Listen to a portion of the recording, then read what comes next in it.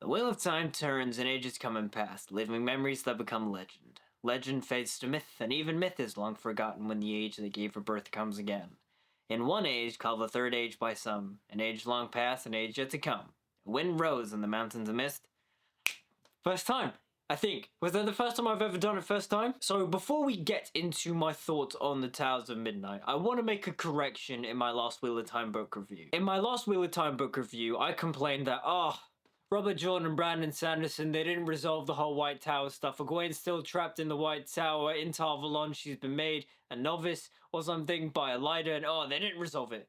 They did resolve it. I don't know why I completely forgot about it. They did. There's that whole thing where Egwene, like, stands in front of Elida, in front of all the other Aes Sedai, and it's just like, she broke her oaths. She is a liar. She should not be the Amelin seat. And, like, you know, Elida's like, no, I didn't lie or whatever. And then through some, like, weird technicality, Elida broke her oaths, and everyone's like, oh no, she's Black Aja. And then, like, there's the whole reveal that Varen is Black Aja, and Egwene's just like, what, how? And then, you know, Varen's like, oh, I became Black Aja to, like, find a way to take them down and such. I don't know why all those details slipped my mind, but yes, that did happen. I take everything, like, negative I said about, oh, they didn't resolve the Egwene stuff. They did resolve it. I'm just dumb. I didn't pay attention. Or at least, like, my brain forgot. You know what I mean. And before we get into my review for The Towers of Midnight, don't forget to like, comment, subscribe, follow me on social media. It's all linked down below. Also, check out the link in the description to my Indiegogo for my upcoming fantasy short film, The Singer's Tale.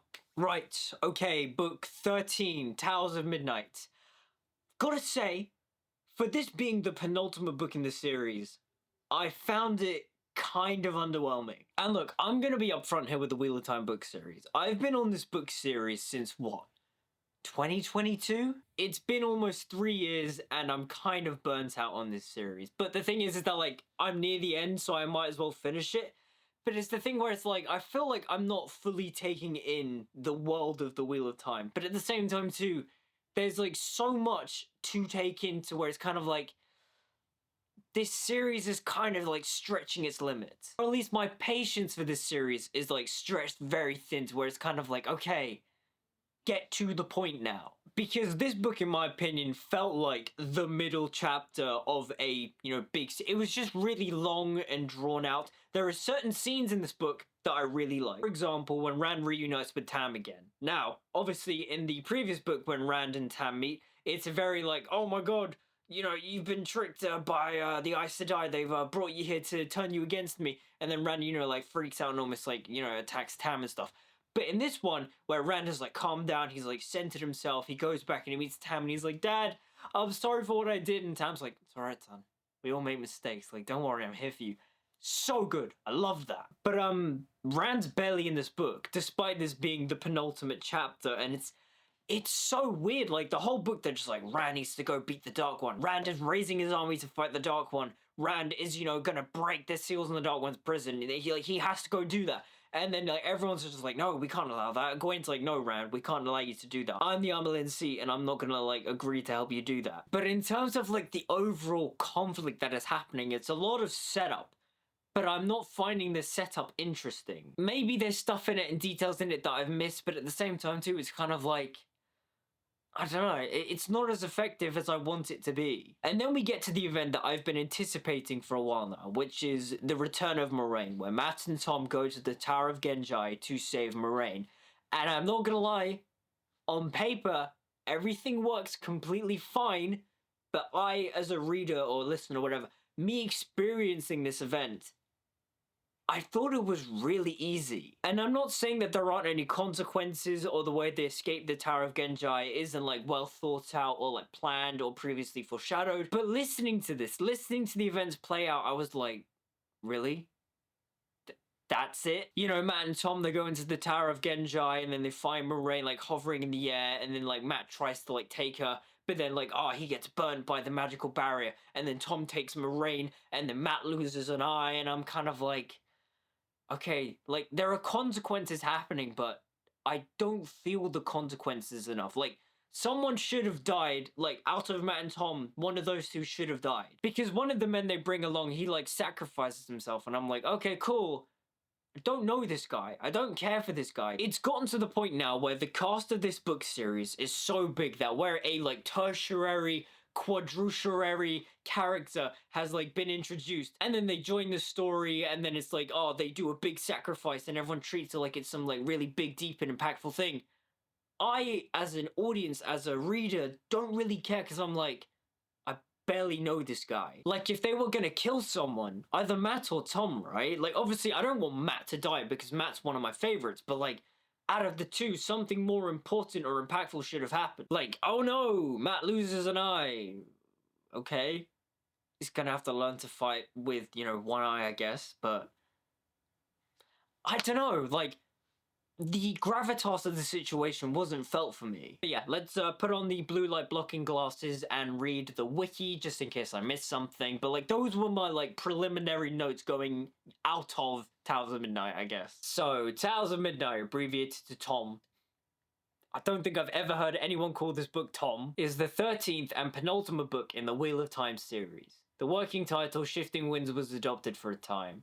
Didn't know that, that's a cool detail. But the name was replaced at Brandon Sanderson's urging in September 2009. It was reportedly due to release in October 26, 2010, but it was rumored to release in the UK in November on November 5th, 2010. Morden gives a dream Spike to Grendel, which blocks traveling to trap parents so we can killed by a invading Trolloc army. Chasing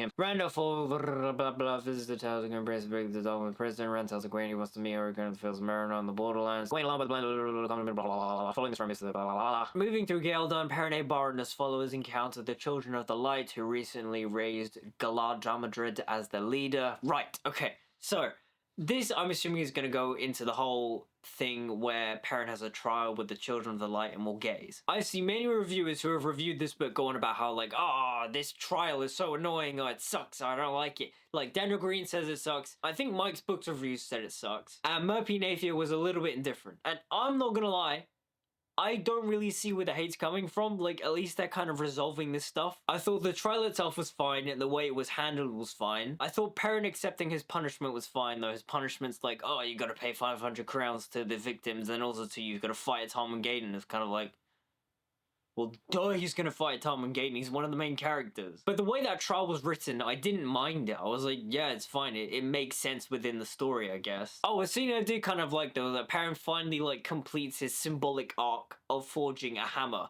He needs a destructive weapon, but also the destruction is also used for building. You know, metaphors and symbology, the thing that represents Perrin the most, instead of an axe, is a hammer. It took him, like, I don't know, 6 books to, like, figure that out, but yeah, at least he, like, forged the cool weapon. Oh yeah, there's this whole bit between, like, Gawain and Egwene where, like, Gawain's like, let me bond with me, and then I will be your warden, and Egwene's just like, no, I don't want that. I don't want you to die because I love you. And if you die, I'll feel your pain and death, and I'd want to die myself. And it's like, okay.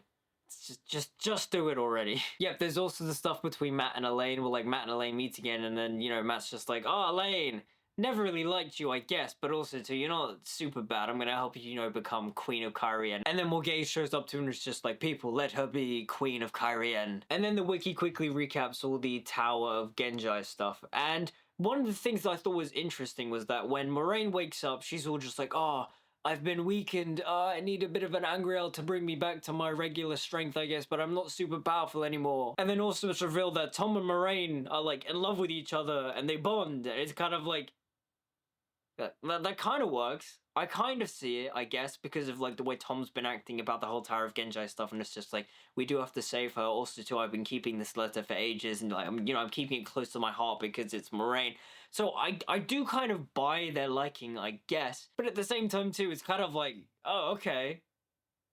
Bit out of nowhere, but I can see it. I don't hate it. Yeah, I think I'm gonna keep this one short and sweet. Those were my thoughts on the Tower of Midnight. Towers, you know what I mean. Scratch that. Reverse it. Overall, I thought the story was underwhelming. The way it's written, fantastic. Robert Jordan, Brandon Sanderson, they both have fantastic writing styles. But yeah, those were my thoughts on the Tower of Midnight. Overall, it was pretty underwhelming. And I won't lie, going into this last book, I'm a bit nervous in the sense of, like, I don't know how it's gonna end, but also, too, I don't know if I'm gonna like the way it ends. There is a bit of apprehension here. I mean, this is a book series I've been with for 3 years, and if I find the ending underwhelming, I don't know. Would this all have been worth it? Yeah, maybe, but also too, no. But then again, too, I think that all just depends on how it ends, because again, Rand is my boy. Rand is the character I've been following. Rand is the one that I want to see do something. Whether or not he lives or dies during Tarmangaden, I want to know. I want to see this all happen. Will I buy into the circumstances of Rand fighting the Dark One? Am I going to find the Dark One menacing again? I don't know. Because again, the longer this series has gone on, the less I felt the big significant threat of the Dark One. Like, I just remember in those, like, first 3 books, whenever a new Forsaken showed up, or, like, Rand would dream of the Dark One and the burning face, I'm like, oh, okay, yeah, this is creepy, this is cool. But as the series went on and the Dark One became less prominent, less dreams of him, less situations of him appearing, and he kind of just gets, like, pushed into the background, and more Forsaken show up, and then you kind of just see how kind of, like, mediocre the other Forsaken are, and it's kind of like, I've lost the threats. And then, like, other politics come in, like the Shanshen come in, and then the White Cloaks come in, and it's kind of like, it's too much of this. I've lost the momentum of the story, and I hope now that with this last book, it's gonna come back. But I don't know, because the event that I was looking forward to in this book was all the Moraine stuff, because I was told, oh yeah, the Moraine stuff is cool. And then, like, I got to it, and I thought it was pretty underwhelming. And now I really hope that when this big final battle between Rand and the Dark One happens, I hope it's not underwhelming. I want it to be cool. And from what I've been told about the last book, it's pretty much just all battle, which is kind of exciting because I do like it when they write battles in the Wheel of Time. But at the same time too, I hope there's stakes. I hope there's, like, interesting things here. I hope there's, like, you know, character stuff going on, but also too, I hope the character stuff is integral and mixed in with all the battle stuff. And, you know, people die and there's consequences. I want my heart to break at certain moments, you know, and I also too just want there to be a really cool final confrontation between Rand and the Dark One. But yes, to wrap things up, those were my thoughts on the Towers of Midnight. But what did you guys think about the book? Let me know in the comments down below. Like, comment, subscribe, follow me on social media, all the good stuff. Until we meet again, especially for the last Wheel of Time book review, see you guys next time.